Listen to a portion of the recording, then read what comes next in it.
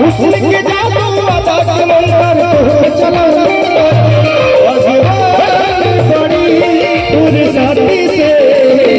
तोहरा के दोनों भगवान बड़ी फुर्सती से तोहरा के दोनों